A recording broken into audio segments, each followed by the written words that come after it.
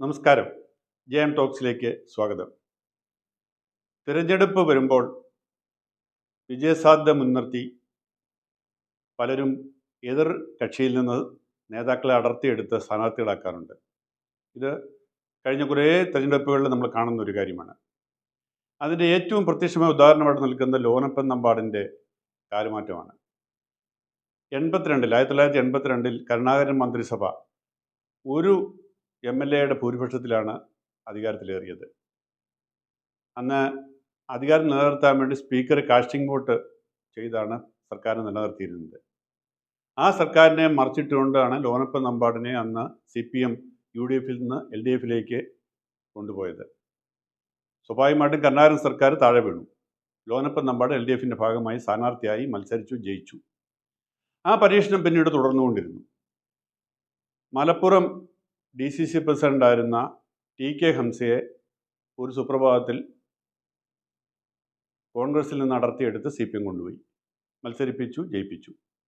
പിന്നീട് ഇങ്ങനെ എതിർ പാർട്ടിയിൽ നിന്ന് ആളുകളെ വിളിച്ചുകൊണ്ടുപോയി ജയിപ്പിക്കുക, സ്ഥാനാർത്ഥിയാക്കുക, മത്സരിപ്പിക്കുക, ജയിപ്പിക്കുക എന്നുള്ളത് ഒരു സ്ഥിരം നാടകമായി തുടരുകയാണ്. ലോനപ്പൻ നമ്പാടിനെ കൊണ്ടുപോയതിൻ്റെ പക കരുണാകരൻ തീർത്തു. CPMൻ്റെ ഏറ്റവും വലിയ ശക്തി കേന്ദ്രമായിരുന്ന, ഏറ്റവും വലിയ നേതാവായിരുന്ന MV രാഘവനെ UDF കൊണ്ടുവന്ന് മുന്നണിയുടെ ഭാഗമാക്കിക്കൊണ്ട് കരുണാകരൻ പകവീട്ടി.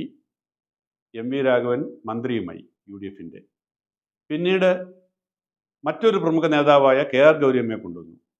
പക്ഷേ CPM നിന്ന് ചെറിയ നേതാക്കളെയൊക്കെ കൊണ്ടുവരിക ആദ്യകാലത്ത് വലിയ ബുദ്ധിമുട്ടായിരുന്നു. കാരണം അങ്ങനെ കൊണ്ടുവരുന്നവരൊക്കെ പലപ്പോഴും ചിലപ്പോൾ കൈയും കാലുമൊന്നും കാണില്ല, ചിലപ്പോൾ കഴുത്തിന് മുകളിൽ തലയും കാണുന്നുള്ള ഒരു അവസ്ഥ ഉണ്ടായിരുന്നതുകൊണ്ട് അക്കാലത്ത്. പക്ഷേ ഇപ്പോൾ ആ പേടിയൊക്കെ പോയി.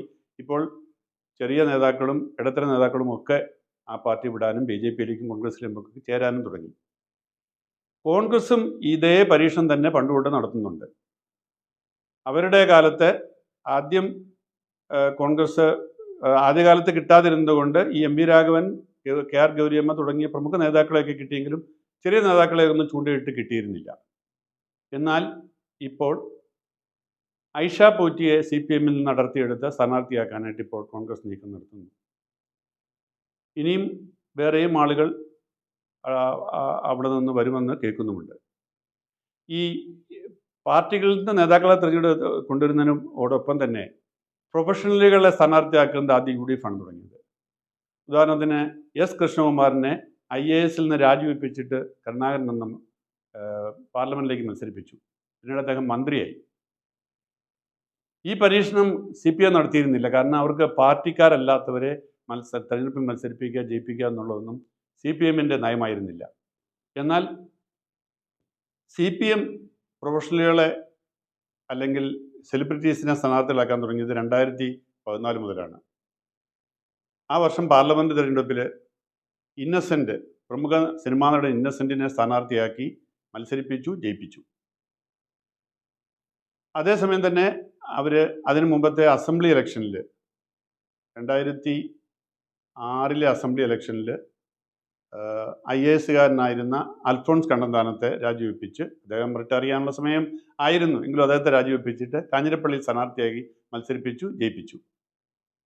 അത് പിന്നീട് തുടർന്നു. സിനിമാ നടനായിട്ടുള്ള മുകേഷിനെ മത്സരിപ്പിച്ചു, ജയിപ്പിച്ചു. ഗണേഷ് കുമാർ പിന്നെ നേരത്തെ തന്നെ രാഷ്ട്രീയത്തിലുണ്ടായിരുന്നു, അല്ല നടൻ എന്നുള്ള നിലയിൽ UDF തന്നെ പിന്നെ സ്ഥാനാർത്ഥിയും മന്ത്രിയും MLA മന്ത്രിയും ഒക്കെ ആയിരുന്നു. അദ്ദേഹം തിരിച്ച് പിന്നെ CPMൻ്റെ സ്ഥാനാർത്ഥിയായി മത്സരിച്ചു, ജയിച്ചു.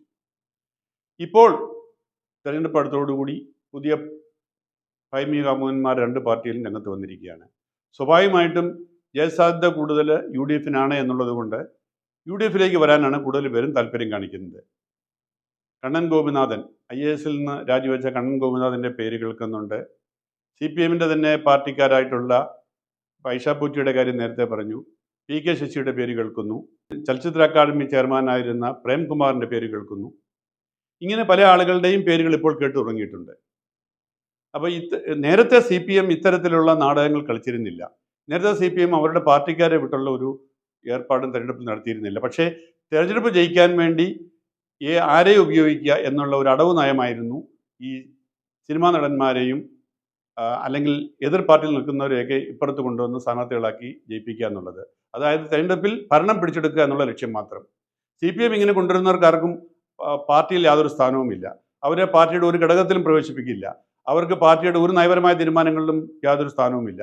അവർ MLA ആയിട്ട് അസംബ്ലിയിൽ വന്നിരിക്കാം, പ്രസംഗിക്കാം, വേണമെങ്കിൽ നാട്ടിൽ പോയി ഉദ്ഘാടനം നടത്താമെന്നുള്ളത് മാത്രമേ ഉള്ളൂ. കോൺഗ്രസിന് കുറച്ചുകൂടെയൊക്കെ അങ്ങനെ വരുന്നവർക്കൊക്കെ കുറച്ചുകൂടി ഒരു സ്ഥാനവും പദവിയും കൊടുക്കാറുണ്ട്. ഇപ്പോൾ CPM വീണ ജോർജിനെ പാർട്ടിയിലേക്ക് തന്നെ എടുത്ത് പാർട്ടിയിൽ തന്നെ സ്റ്റേറ്റ് കമ്മിറ്റിയാക്കി അങ്ങനെ ചില പുതിയ പരീക്ഷണങ്ങളൊക്കെ നടത്തുന്നുണ്ടെങ്കിലും, പക്ഷേ ഇത്തരത്തിലുള്ള പരീക്ഷണങ്ങൾ പൊതുവിൽ CPMൻ്റെ വിശ്വാസത്തെ തകർത്തു.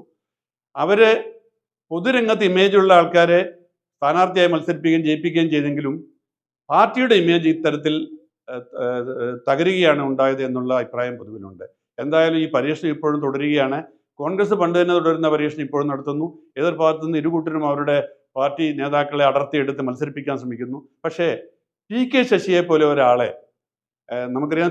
PK ശശി കഴിഞ്ഞ ദിവസം KTDC ചെയർമാൻ സ്ഥാനം രാജിവെച്ചു. അതോടുകൂടി PK ശശി കോൺഗ്രസിലേക്ക് അല്ലെങ്കിൽ UDFിലേക്ക് വരുന്നു, അദ്ദേഹം മത്സരിക്കാൻ പോകുന്നു എന്നുള്ള അഭ്യൂഹം ശക്തമാണ്. പക്ഷേ PK ശശിയെ സ്ഥാനാർത്ഥിയാക്കുക എന്ന് പറയുന്നത് UDFിനെ സംബന്ധിച്ച് ഒട്ടും അഭികാമ്യമായ കാര്യമായി തോന്നുന്നില്ല.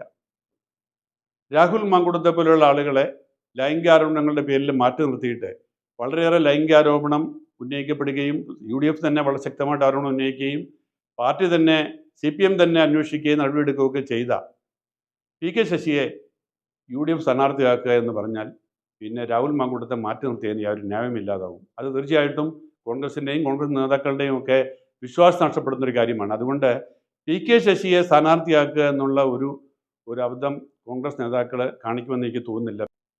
ഇക്കാര്യത്തിൽ കടുത്ത നിലപാടുള്ള രമേശ് ചെന്നിത്തലയും VD സതീശനുമൊക്കെ ആ പാർട്ടിയുടെ തലപ്പത്തുള്ളപ്പോൾ അതുണ്ടാവുമെന്ന് ഞാൻ കരുതുന്നില്ല. പക്ഷേ ഇത്തരത്തിലുള്ള ഭൗമികാമുകന്മാർ രണ്ട് ഭാഗത്തുനിന്നും ഇപ്പോഴും ഇരു മുന്നണികളിലേക്കും മാറി അവരുടെ ഭാഗ്യപരീക്ഷണങ്ങൾക്ക് ഒരുങ്ങുന്നു എന്നുള്ള രസകരമായ കാഴ്ചയാണ് നമ്മളിപ്പോൾ കണ്ടുകൊണ്ടിരിക്കുന്നത്.